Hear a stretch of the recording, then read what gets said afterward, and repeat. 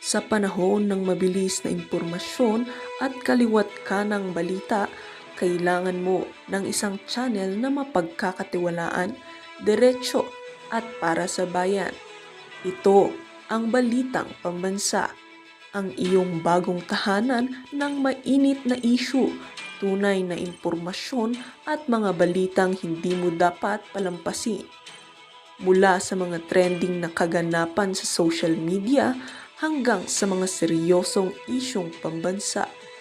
Bantay kami sa bawat sulok ng bansa para sa iyo. Hindi lang basta chismis, kundi validated news, mga impormasyon na may batayan at mga kwento ng tunay na buhay Pilipino. At kung gusto mong laging nauuna sa kaalaman, huwag kalimutang mag-like, mag-share at higit sa lahat, mag-subscribe. Dahil sa Balitang Pambansa, balita mo, boses mo, bayan natin ito.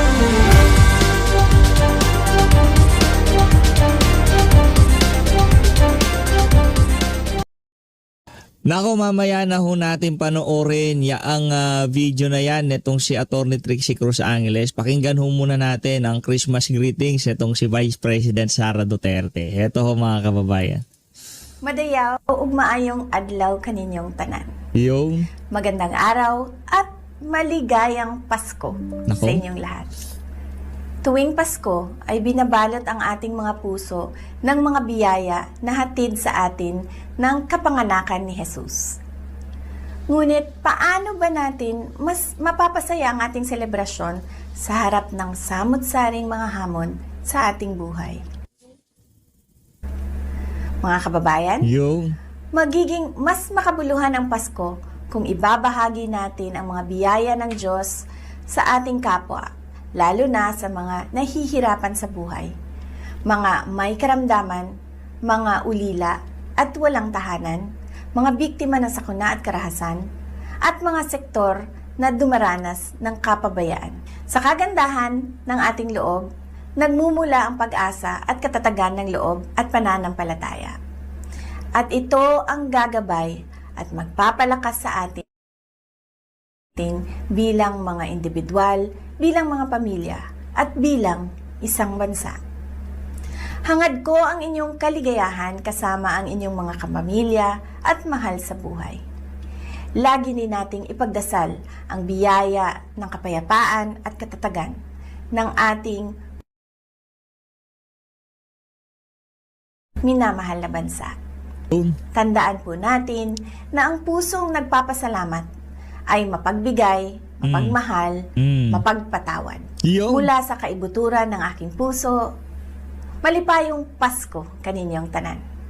Mahalin natin ang Pilipinas para sa Diyos sa bayan at sa bawat pamilyang Pilipino. Sa dinami-dami ng problema, nako, si Bangag pa na susunod. Akala ko sino sabi ko ba't ang haba naman nitong greetings na to nitong si BP. Pinagsama-sama ho pala yung mga birthday greetings ng mga opisyal ng pamahalaan dito sa video na to. Ang problema ho dito mga kababayan, hindi naman normal tong mama na to . Diba? Mantakin nyo sa dami ho nang nangyayari ngayon sa ating bansa, ang pinoproblema ho niya, bakit daw wala siyang apo? Personal mo problema sa bahay yan. Hindi interes ng sambayan ng Pilipino, yung apo mo. Kung wala ka pang apo, mapahanggang sa ngayong mga panahon na to, kung ika nga, yan ang pinagtataka mo, malaki problema mo, Brad. na hinaharap natin sa opisina araw-araw, dumagdag pa sa iniisip ko itong mga tanong na natanggap natin. Oh. Kaya ngayon, susubukan natin sagutin isa-isa. Ano ang dapat gawin kapag hindi mo gusto ang regalong natanggap mo sa exchange gift? Pwede ba ito ipasa sa iba? Ginagawa nyo ba ito?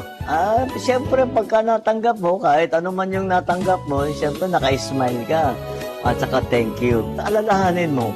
Ito naman, kahit ano pa ang binabigay sa inyo, kahit meron ka na, ito ay galing sa puso. Ganda ho ng setup ng camera niya si Bangag. Baka akala niyo ho mga kababayan, talagang dinadaan ho niya dyan sa wala na yung delivery, wala na yung message, yung quality na lang ng video, pag-usapan natin dito, naknanto ko.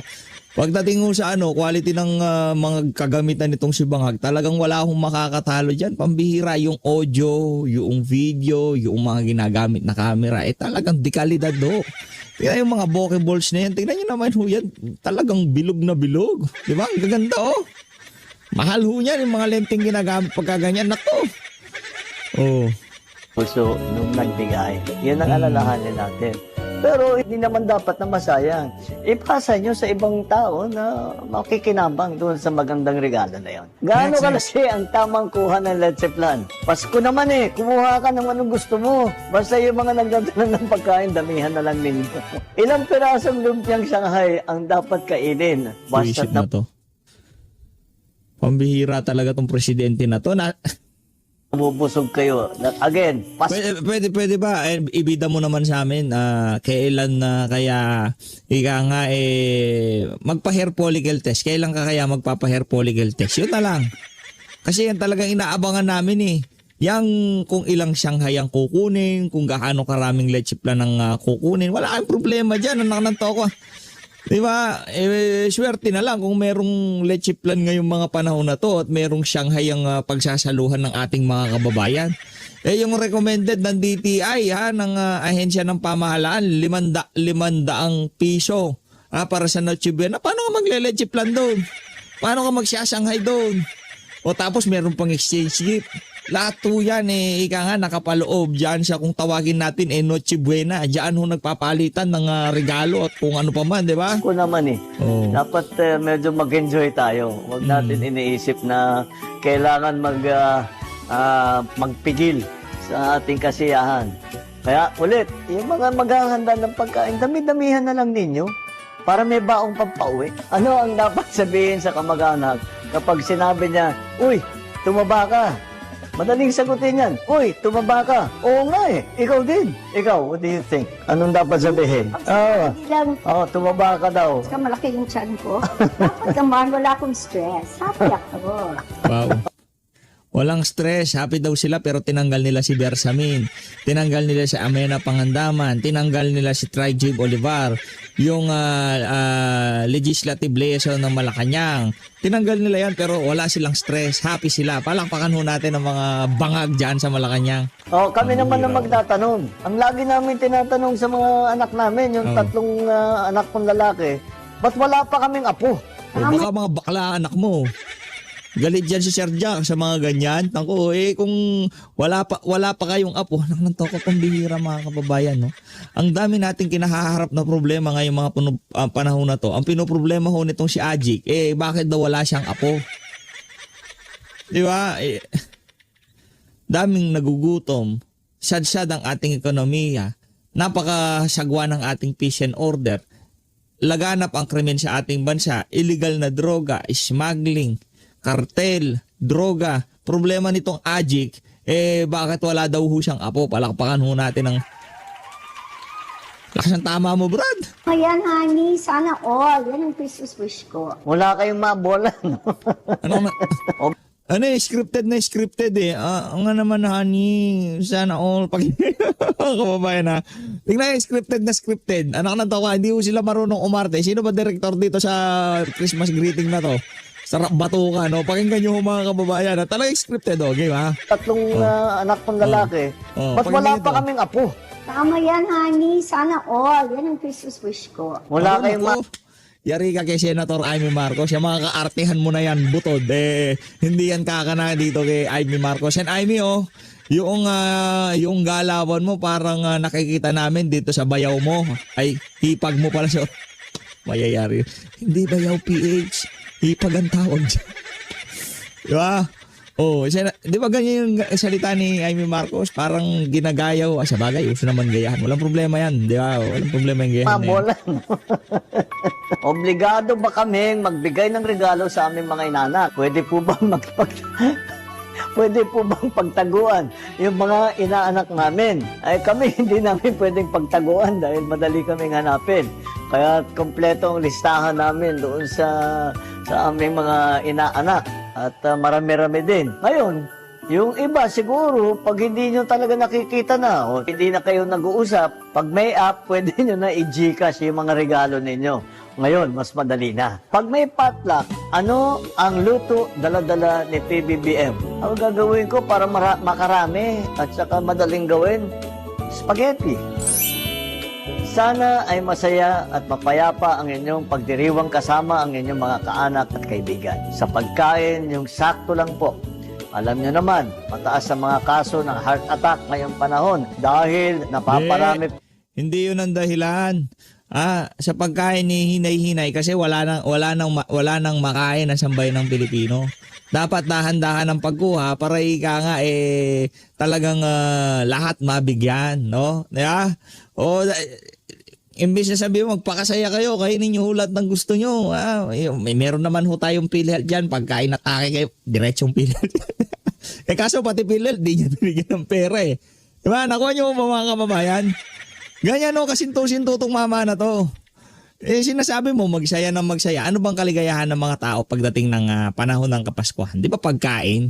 Di ba? Wala nga yung regalo eh. Di man nga masyado yun eh. Ang talagang importante dyan yung pagkain. Ngayon, dahil nga naman 100 pisong Noche Buena, tapos di binigyan ng pera ang PhilHealth, at hinay-hinay kayong kumain kasi baka maatake kayo sa puso. Pero kung meron tayong pera sa PhilHealth at marami yung pang Noche Buena, kain lang ng kain. Pagka na inatake kayo, libre yan. Pagamot namin kayo sa PhilHealth. Di ba ganun dapat ang advice? Hindi yung talagang pigil na pigil eh. Dahil wala ng pera pamahalaan, kinuha na ng mga magnanakaw. Kalma lang. Papasko ngayon, kaya kailangan kalmalicious lang ika nga. Po ang kain natin ng taba. Ingat lang po sa pagmamaneho kung saan po kayo pupunta. At syempre, mag-ingat sa mga paputok. Siya. Okay ka na doon, okay na. Okay na yan si Bangag. Okay na yung kay Bangag. Syempre, yung susunod na presidente at yung kasalukuyang presidente, hindi naman ho natin pwedeng palampasin ang pagkakataon na ngayong Kapaskuhan, hindi ho natin marinig yung sasabihin noong hindi magiging presidente. Heto na ho yung hindi magiging presidente. Game. Martin Romualdez said while shoppers Ibang klase naman ibang klase naman tong talagang Billionaire News Channel. Talagang pati tong kay Martin Romualdez, kuhang-kuha ho. Tingnan nyo naman yan. former House Speaker Martin Romualdez says Filipinos should focus on an even bigger deal, Yeah. unity. He says hope, courage, and heart, and love for Diba? one another. Yung susunod na presidente, na napaksa natin dito sa video na to. Yung kasalukuyang presidente at yung hindi magiging presidente. Martin Romualdez, tanggapin mo na, pero Brad, parang pumayat ka. Nakita ko yung comparison eh. Yung noong angas na angas ka dyan sa pagiging speaker mo at ngayong di ka na speaker, namayat ka Brad. Anong nangyari sa pagmumukha mo na yan? Diba? Stress ho yan mga kababayan, namamayat eh. Iba ho kasi yung nagpapapayat at yung talagang likas na mataba ka tapos bigla kang papayat. Diba? Yung meron ho kasing katawan na alam naman talagang payat yan. No? Siguro sa mga nakalipas na linggo medyo na marami ang nalantakan niya kaya medyo tumaba. Pero itong mama na to, kilalang mataba to. Kaya pagka kilala kang mataba, namayat ka, talagang mapupuna ka dyan. Hindi ho magandang bagay yun. Kasi pagka talagang sanay yung mga kababayan natin nakikitang mataba ka, bigla kang pumayat, isa lang ibig sabihin yan. Stress ka. Tuloy natin. Other are the values that keep the nation together. Mga kababayan, this Christmas season, we celebrate the deep faith that unites us Filipinos. Pag-asa, puso, tapang, at pagmamahal sa bawat isa. May the birth of Christ renew our hearts, strengthen our families, and remind us that even in difficult times, light always finds its way through. Maupay nga Pasko, haiyong atanan. Ano na naman bang kabalbalan yun? Martin Romualdez, pambihira talaga tong mama na to. Oo, kung ano-ano mga pinagagawa sa buhay, no? Ano lang naman ho yan. Yan ho talagang pambihira. Ibang klase talaga tong si Sir Ibi. Sir Ibi, Merry Christmas ha. Ito talaga, idolo ko to Sir Ibi Galbot ha.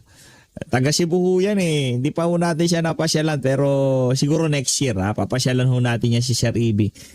tikman ho natin yung lechon diyan sa sa Cebu. Malupit yung lechon diyan eh. Hindi, teka lang. Post niya ho ito, post ho nitong si Sir EB ito. Teka lang. Mali.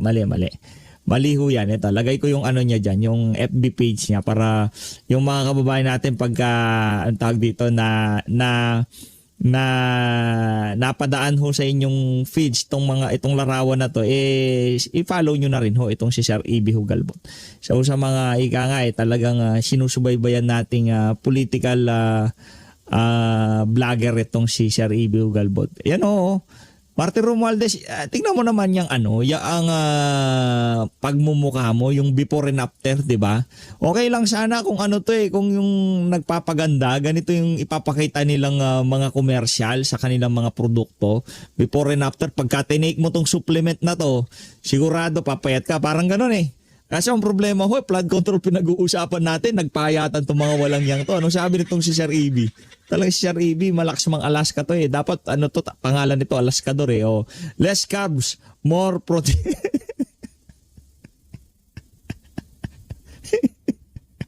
Ay, hindi yan. Less pork yan. Sir EB, less pork, hindi less carbs. Less pork sila ngayong mga panahon na to. Wala nang insertion eh. Kaya nagpahayatan itong mga walang yan to. Tingnan nyo naman yung Martin Romualdez speaker days, yung nasa taas. House of Appropriation Chairperson days, itong si Martin Romualdez. At ito ho sila ngayon. Umiikot lang ho ang mundo. Diba? Walang nakaisip na darating tong punto na to na kung saan sila magkakagatan. Diyan sa House of Representatives, diyan sa Malacanang, merong libiste, labo-labo na ho sila ngayong mga panahon na to. Diyan sa bulwagan na yan. Direkta ho tayo dito kay Atty. Trixie Cruz Angles. Game! Sa source ng information, in this case, si Secretary John Vic Remulla, it is possible na kaya dumadami ng mga katanungan ay dahil nga hindi pinagkakatiwalaan ang source of information. Yung Ma'am, dito lang muna ako sa issue po with dating yung yumaong si Undersecretary Maria Catalina Cabral. Wala po siyang kinakaharap na kaso.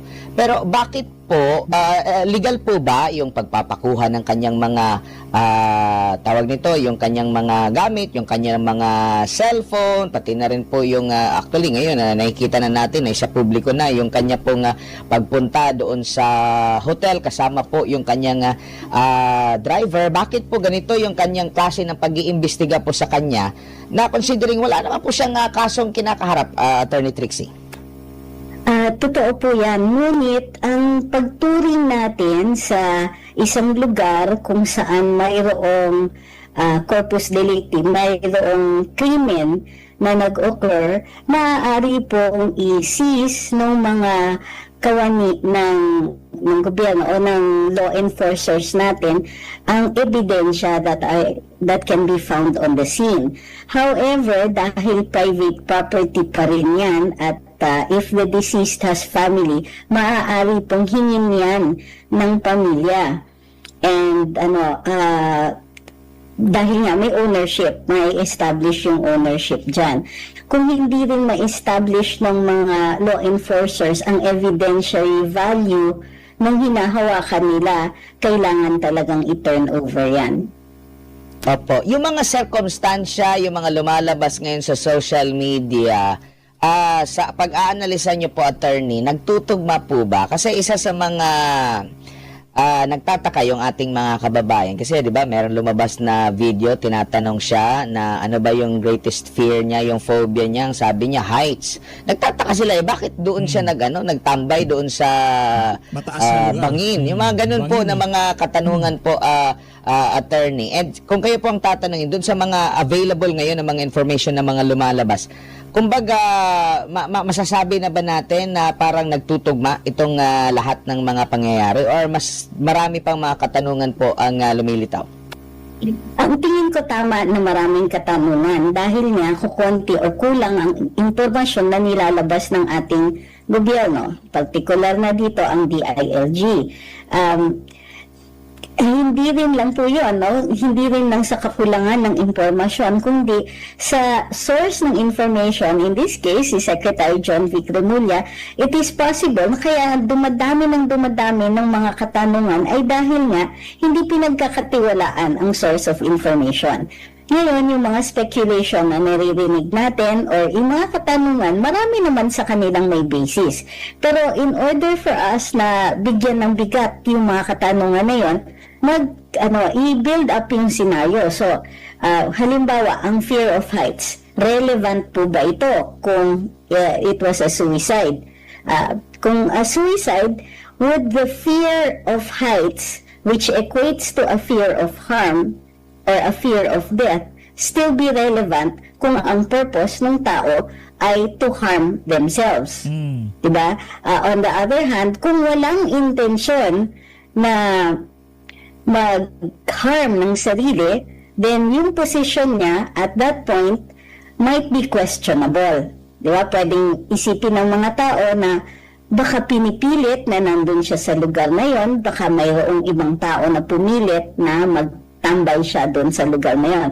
So, yung mga questions, nakikita natin dahil nga sa kakulangan ng impormasyon, they can build up scenarios and this is perfectly acceptable dahil nga marami pang mga katanungan ang hindi na-address ng ating mga government officials na who feel the need na maggawa kaagad ng conclusion. Sa totoo lang, hindi kailangan madalian magsabi sa publiko ng conclusion ng cause of death kung kulang pa ang ebidensya o kung marami pang mga katanungan that remain unanswered. Tama kayo. Ang premise ninyo dito is wala siyang kaso, walang kasong nakahain sa kanya. And in fact, wala siya dun sa mga listahan ng mga recommended to be charged later on. So again, magtatanong ang publiko. May information gaps dito na kailangan punuin.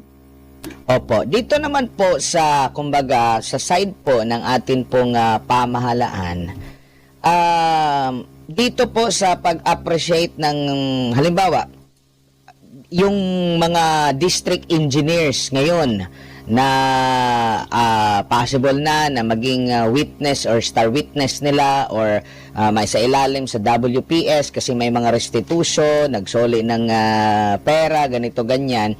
Yung pag-appreciate ng gobyerno doon sa kanila, dito po kay Yusek Cabral, kasi siya po yung undersecretary na may hawak at may alam pala ng mga insertions na ito. Bakit parang iba yung treatment ng gobyerno doon sa mga district engineers dito po sa kanya, attorney, sa nakikita niyo po? Well, ang nakikita kasi natin, yung mga district engineers, the reason nagsasoli sila ay bahagi doon sa nire-require ng DILG and DOJ na magsoli para mapasok sila doon sa witness protection or ma-i-consider din sila bilang mga state witness. So, mayroong ganong klaseng setting. Itong mga district engineers are already charged, kumbaga, or seriously considered na sila po ay magiging bahagi o magiging respondents sa investigasyon o magiging akusado doon sa actual na kaso. With Undersecretary Cabral, wala pa pong ganong pinag-uusapan, although nakikita natin na nararamdaman na niya na papunta na nga doon sa point na kailangan may pananagutan dito. So, iba yung trato talaga sa kanya because she is not yet slated to be a witness. Opo. Dito po sa naging pahayag naman po ni Congressman Leviste na may listahan itong si Cabral at doon makikita kung sino-sino yung mga proponent na banggit nga niya mula sa mga mambabata sa Kamara hanggang Senado. Meron pang mga nasa executive branch outside ng DPWH mula undersecretary hanggang secretary na nagre-request, nagpapa-insert ng mga flood control kahit hindi na nila saklaw yung proyektong ganun. At pati na rin yung sa mga pribado po. Gaano kahalaga itong listahan at may silbi pa ba ito, ma'am? Considering wala na yung mismong gumawa nito na pwedeng mas mabigat na makapag-authenticate sa legitimacy nitong listahan po na ito? Let's start. Unang-una, kung ito ay official document or document contained in a official missive or communication, automatic yan. Hindi mo na kailangan i-authenticate yan. Or ang authentication is as to whether or not this is an authentic government document. Okay, number 2, bilang bahagi yan ng body of evidence that were seized from a person who has died under suspicious circumstances, pwede pa rin siya. Admissible siya as evidence as having been contained dito. However, in many instances, makukonsider pa rin natin yan bilang ebidensya that can initiate an investigation. Kasi by itself, baka hindi siya tumindig without other corroborative evidence, pero kung magkakaroon ng investigasyon, masusuportahan yan at masusuportahan niya ang other existing evidence.